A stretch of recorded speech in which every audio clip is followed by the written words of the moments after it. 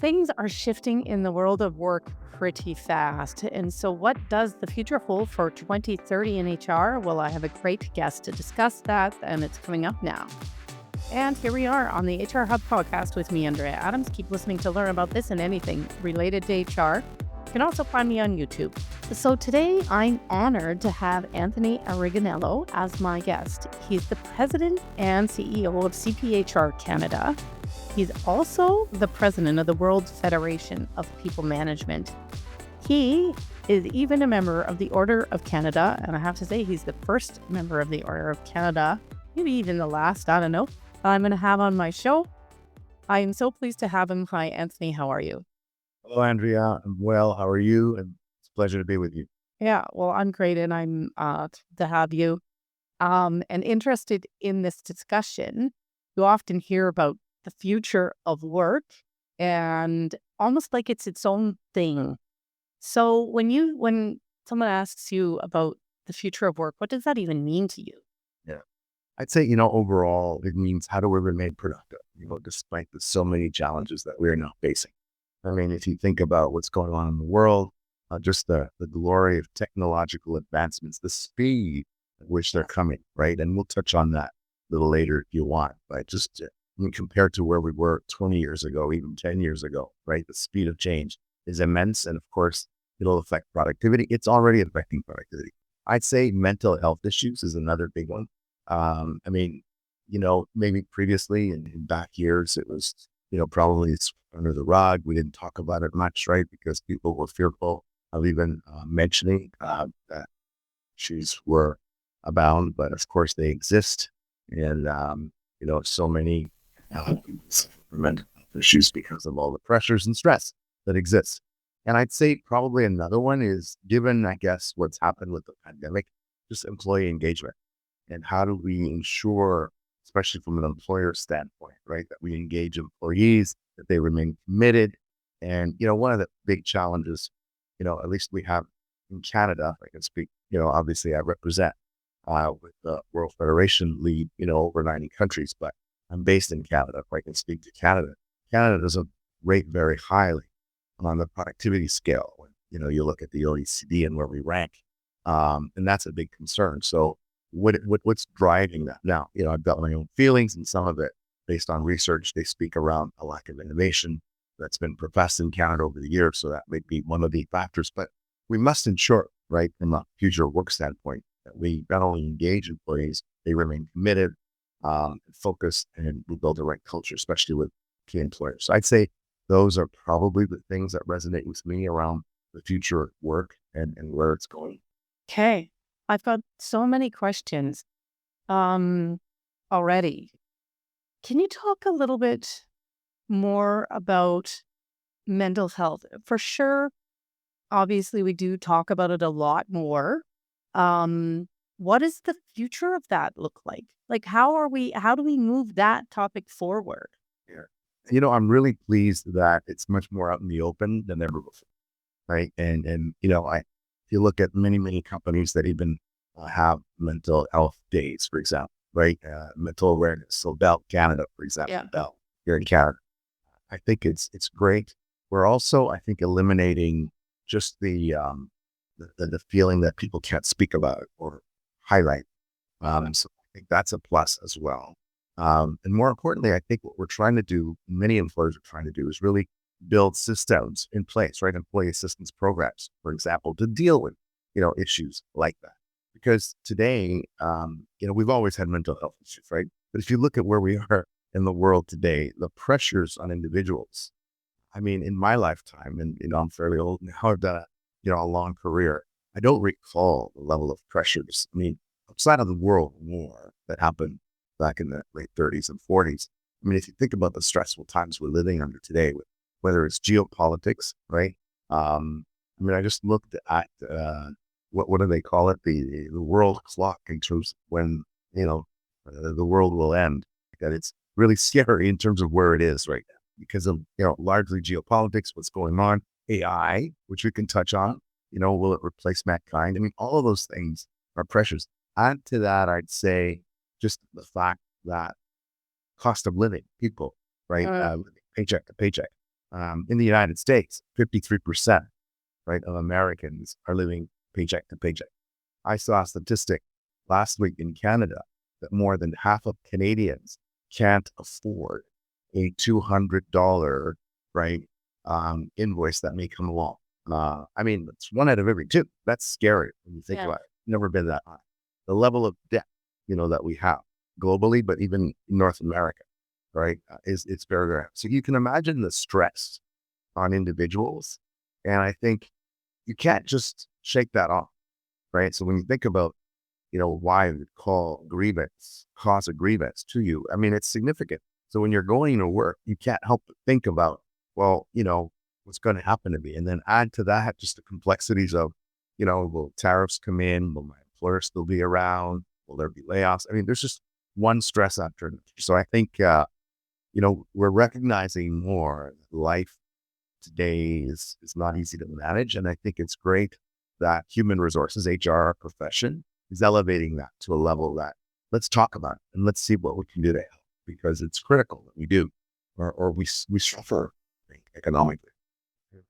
If we look forward to 2030 around mental health, uh, what do you, how do you see HR's role changing there? Just on mental health or Yeah, just on mental health, actually. I just want to, yeah, I have so many questions about each of those items you mentioned. it's hard to say 2030 because we're 2025. I think right now we're leading, and I'm proud of that. I think Okay. we're putting it out in the open, and we're talking to leaders of organizations, companies, especially if HR's reporting to the CEO and the C-suite. I mean, we're talking about let's do something about it. Let's not be hesitant to note that it's okay if you're having challenges and to profess them. There's nothing wrong, and I think that's a plus. But I think it's important to continue to build, areas of support mechanisms. So, I mentioned employee assistance, but there may be counseling groups. There may be, conversations around, I mentioned one of the biggest challenges we have, or at least Canadians and Americans have, is debt issue, right? I mean, a lot of organizations, companies driven by HR, bringing in individuals that will talk about financial plan, right? How to help Um, with it. That's been a plus. I mean, many organizations haven't thought about that. But, there's so many individuals that are, have credit cards tied up. As you know, credit card rates or interest rates are 18 to 23% in that range. right. It's Yeah. huge, right? I mean, you can consolidate that debt, right? Go to Right. get a loan and you'll be paying much less. So there's those kinds of things, but people don't know about it because, of course, it's finance and not everyone, is necessarily versed in there. So I think HR is taking the lead to be able to do that. I'd like to see that happen more Uh, because I don't think we'll ever eliminate mental health issues in the workplace. no, But I think what we want to do is safeguard against it and provide support. I'm going to save AI for the end. You also talked about uh, post-pandemic engagement. What is happening there, and what can HR do about it?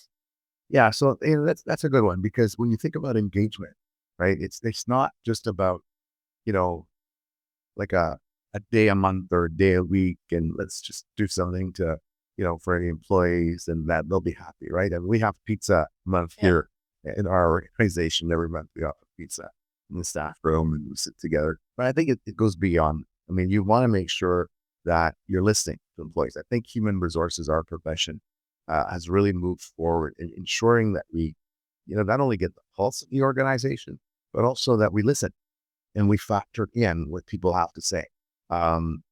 My career has been long, and I can tell you, if I go back 30 years ago, human resources, I wouldn't say was as strategic as they are today. They basically did what they had to do, which is hiring, and they had to do the firing, layoffs, ensure that there's a regular evaluations for employees, monitor sick days, those kinds of things. But today, they're really looking at how can I really benefit the organization by adding value so that everyone wins, every functional area within an organization wins and prospers, and I'm part of the solution. I think that's really important. So one of the key factors, even post-pandemic, as we all know, is employee engagement, because Uh-huh. the work from home, right, the remote work. In my view, it's here to stay to some degree. I know a lot of organizations are trying to bring people back, but I think to some degree that's a good thing. So I'm in support of people going back to the office to some degree. But I think there has to be a balance, and I think work from home is also something that's going to stay. But at the end of the day, you want to make sure people are engaged, they're committed, they're working collaboratively together, maintaining a culture. You don't want to have two different cultures, one that for people that work from home and one that for people that are in the office, right? So you want to make sure that you're engaging everyone, but it starts by listening. It starts by hearing what people have to say, and also in terms of developing solutions. So if there's challenges with, you mentioned productivity, or if there's challenges with, we've got to merge an organization, or combine organizations. Let's hear what the employees have to say. Let's hear what people have to say. I call it boots on the ground, but let's hear what they have to say. They're closest to it. And I think if you do that, then I think as an organization, they value that. They want to work for an organization that listens, right? Yeah. And making them part of a solution, making them part of the bigger picture, making them part of, I'd say, a strategic plan goes a very long way at ensuring, right, employees remain engaged and are not leaving. We heard about the quiet quitting and so on and so forth. We don't want to go there. The way to go there is to make sure that we're maintaining, right, that collaborative relationship between employer and employee. Okay, now let's go there on technology. Where is that heading? And I mean, we all see it heading somewhere and heading there fast. Well, what's HR's role in that? What would you be challenging HR people out there to think about? Of course, I think the first thing we have to remember is we cannot be complacent and we cannot be fearful. I mean, those are two big things, because it's very easy to be complacent and say, well, I can't control it, therefore it'll be what it'll be. And the other thing is, oh my God, it's going to take my job. What we've seen is that technology can be positive, but we also must really be able to invest our time to learn, to understand, right, and get familiar with what's coming down the pike. So what that means is really not be fearful, but leverage technology, how it can make our work better.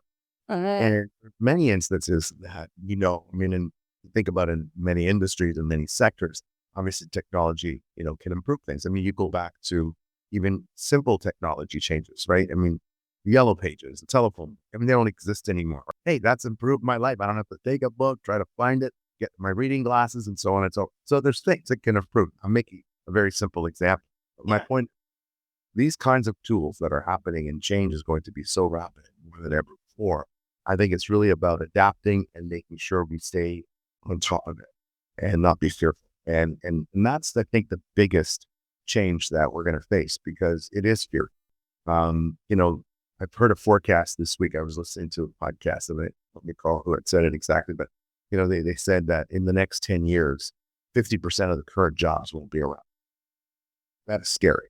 Sure, technology is great, but what do you do with these individuals? And so that really speaks about reskilling and, can they do other jobs, and are we getting ready for that? And I think that's where we're not. But I think working with government is going to be really critical to make sure that these advancements, albeit sounds great and will save companies money potentially, people have to live. We have a population to support. Where are individuals going to get their revenue to pay off, pay their bills and eat and so on and so forth? You can't rely on government to support you. Right. So No, and then buy all the things that these companies are making more efficiently. Exactly. So I don't think we're thinking through the ramifications. Right now, it's happening so quickly, and the pace of change that maybe adaptability is suffering. And I think that's the biggest challenge that we will have. It's really adapting to this level of technological change, and how do we ensure, right, that we develop new skills or we come up with new jobs and new roles. Yeah. 100 years ago, if you think about the percentage of farmers that existed in North America, it's probably 35-40% of people actually worked on the farm. Today it's less than 3%. Today we have web programmers, code developers. If you asked 100 years ago, do you know what those positions are? No one will even understand. So, we changed, right? And so, yeah, the farmers went out, people developed new skills. And I think that's what we have to think about, that it is an evolution and there's going to be new roles. And we have to really think through what those are, and especially for individuals in current jobs, can we adapt? What thoughts do you have about what HR should be doing today to prepare for this? Yeah, I really do think it's about learning. I think it's continuous professional development. We shouldn't put our heads in the sand and say, well, once it happens, I'll get informed. I mean, today you talk about technology, but there's so many areas you can pick up information from. right? Right. I mentioned podcasts, but YouTube channels. I mean, there's just so much information out there, so much conferences, so many speakers that speak about it. I think as leaders, and we want to be leaders, I think we have to ensure that we're at that pace, faster than waiting for the information to come and then for us to absorb it. But if we get ahead of it, try to understand, okay, so how will this impact us? How will this impact me? But I think that's how we become a true leader. And then, we've always talked about human resources in our profession, wanting to be at the table, speaking, we are in many cases with the C-suite.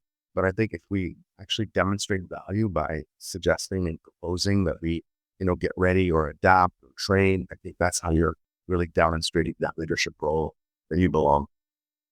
Mhm.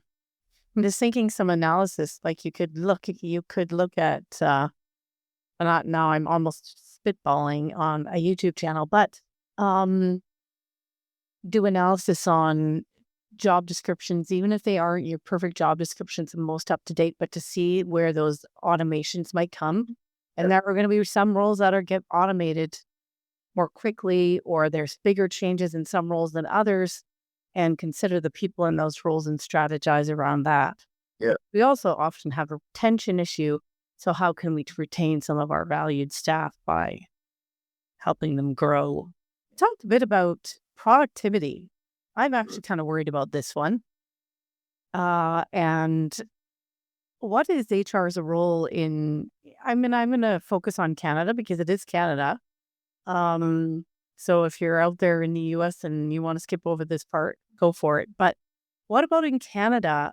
What can HR be doing about the productivity issues? Yeah. So, I mean, from an HR point of view, you got to go back to the levers that you control, right? And there's so many, but so some that are beyond our control. The ones that are, we talked a little bit about engagement, making sure that people are committed, adding value. They're not quite quitting, that they feel that there's a sense of belonging and they want to stay with the organization. So what you can do as an organization is demonstrate and walk the talk, so to speak. As we know, every employee has value, right? Especially in Canada, we talk about the green economy. If an employer is green, statistically, it's been proven through a number of surveys that employees are likely to stay with an organization that, promotes values, right? So I think as organizations promote those values and live and not, it's got to be walk the talk. You can't just be Yeah. right? You're not living them. So I think that really then improves employee engagement and of course minimizes turnover, which of course is a huge cost to organizations. So that's how you improve productivity as an example that HR controls. One of the challenges I think we have in Canada, and if you look at historically where we've gone, I think we've lost a lot of, innovation, research and development in this country. And I think it's been proven statistically where we were 20 years ago, where we are today. Now, there's a number of reasons for that. A lot of that is, political policy and change and so on. We've also lost some, great companies that have worked here. One of, I guess, the examples that comes to my mind is during the pandemic when we didn't have anyone being able to produce vaccines because our pharmaceutical industry had left Canada. So they were here, but they left, and we didn't replace them. And one of the key challenges in the lack of productivity or loss of productivity is the decline of innovation and research. So if you're not enticing organizations, companies, whether it's through grants or tax breaks and so on, to invest in Canada and hire in Canada and work in Canada, I think that just doesn't increase your productivity. And that's a bit of a challenge. It's not good. So I think we really need to look at some maybe policy changes on that front. Otherwise, I think Canada, and I'm a very proud Canadian, but I want to see Canada continue to grow and be the leader, that we were and can be. But I think HR can still affect that by lobbying government, right? Of course, think about the HR profession, right? That means employees, and employees are persons. And I think if we make a case to say this is important, right? Because not only are you bringing employers here, right? You're getting tax dollars from it, but now you're growing the country and, you're really growing our GDP. And you got to talk that language. And so often we leave that to accountants to do, but I think HR can also do it. What is the CPHR? Because you're so intimately connected with it.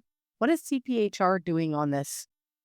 So, I mean, from our CPHR, Chartered Professionals in Human Resources, I'm very proud of our designation, our organization. We have over 32,000 members across Canada. But, what we've done, especially in the last 8 years, is we have, as an organization and association, lobbied government. So we've got a federal public policy group, and also we have various provincial public policy groups, whereby we do make submissions to government. So every year we do submit a briefing for the budget. As we know, there's an annual budget here, and we do submit recommendations for change in legislation. So we've done positions on bullying and harassment in the workplace, pay equity, things like that. Disconnecting, in other words, disconnecting from your phone and Okay. Yeah. tablets and Yeah. so on, or the right to disconnect, essentially. So we lobby government for that, and we've seen a number of our recommendations being accepted. So we're really thrilled to be able to say, we're affecting law, legislation, and the well-being of this country. And I think, in the past, I'd say 10 years ago, we weren't even on anyone's radar. Um, eh, I see societal change impacting HR quite a bit.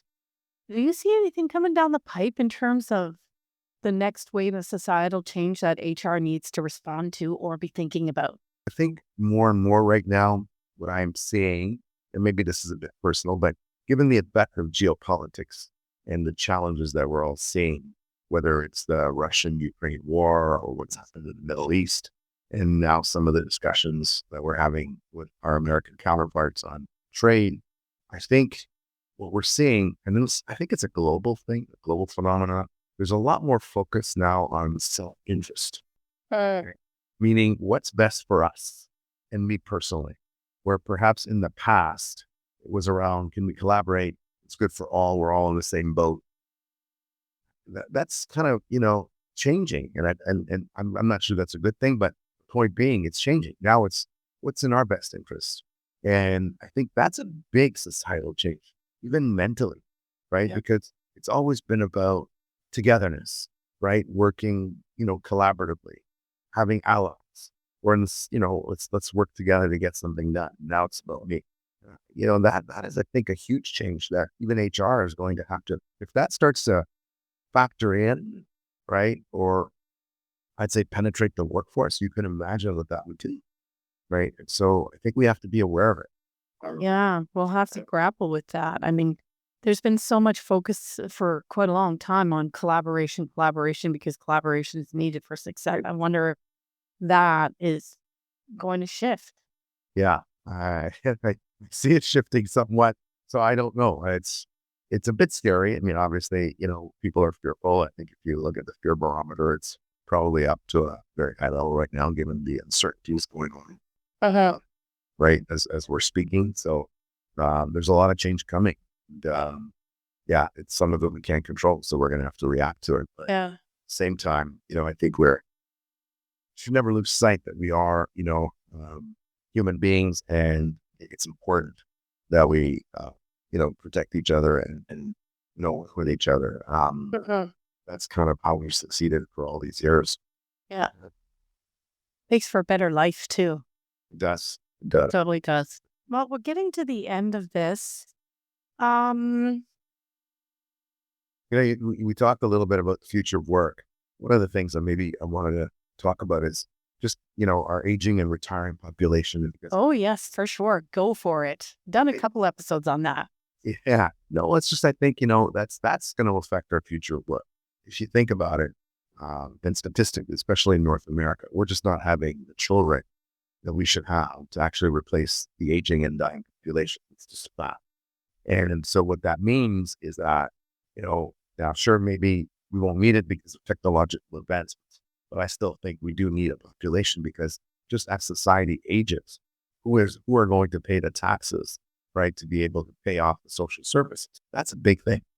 The number of retirees that are going to enter the economy, if you will, in the next 10 years, it's going to be huge because of the baby boomers largely. And we just don't have enough population in there to support. So there's a huge gap in terms of even being able to fund, pension plans, right? They're the ones that are offered by Social Security, and whether in Canada or the United States. And I think that's on government's radar. What are we going to do about it? And also, of course, what are we going to do about the skills that we're losing as people retire? And that's, I think, something that HR needs to be really on top of in terms of understanding that will really affect not only organizations, but economies. I'm a big believer that there is a need for immigration. And again, policy is really important. So you've got to have a plan and you got to have a long-term. Yeah, yeah. There's a whole there's The a good, whole yeah, system there. exactly. Yeah, there is. And I'm really focusing on the fact that we're not growing as a population because Canadians and Americans aren't having children. Well, what's the next need? Because there are areas, as you think about the shortage of skills that we're going to face in the next few years. There's key areas that we don't have enough people. The first one for me that comes to mind is healthcare, whether it be nurses or doctors. That's a significant. So I think we've got to be much more open in recognizing foreign credentials. But yet we have barriers of entry because, we don't recognize foreign credentials. So a doctor from Nigeria may not be assessed as equally as someone who's in Canada. Well, why not? Could we do to change that? Same thing for nurses. I mean, we've got a huge shortage, and I think we've got to be really open, at least from from a political standpoint. But I think HR can lead the change there and press the government. We've got to get with the program because otherwise, I think our country will really hurt. And of course, technology. Technology is changing so quickly. We're going to need new skills. What are we going to do? So I think, we shouldn't lose sight. That is a big element of future work that we have to be dealing with. And that is, what do we do around these shortage of skills, all related to some of these areas and professions, and where we're going to get people to fill those roles? Because I don't think, technology is going to replace every possible role. Okay, Anthony, I think we've reached the end of this. If you do want to leave us with some final thoughts about how HR should be preparing ourselves, both like ourselves personally and the profession and our organizations for the future. Of course, one of the things that I'd love to speak to, but HR and the profession, how it's changed. And even, myself in terms of, what I did. And I shifted career paths. I'm actually also an accountant, started in the accounting field.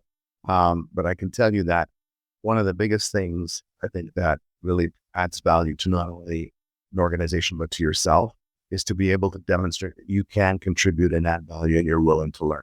And so I would say to any HR leader out there listening, don't be afraid to actually ask a question or say to, your colleague in another area, whether it's in sales and marketing, operations, manufacturing, how can I help you do your work better? How can I learn from what you're doing so I can contribute and add value to your sector? And what that would mean is, getting involved, getting an understanding of what, other organizations do. Attend a marketing meeting if you can, as an observer. Attend a meeting in manufacturing. Just go and absorb as much as you can so that you can actually be able to contribute more. That is, I think, how you demonstrate not only value, but you as yourself grow. And then you can become a really strong leader. Well, thanks, Anthony. I loved the perspective, actually, the big picture perspective. The part I'm thinking about is just how you painted the picture of how all the pieces fit together. Like there's government making policy, there's CPHR or whatever HR organization influencing the government policies that's set. There's us listening to our employees in HR and influencing our organizations. We're also feeding into this bigger picture as well. And I love how you tied it all together. However, at this point, we have reached the end of the episode. Thanks for listening out there. We'll catch you next time when I talk with another insightful guest.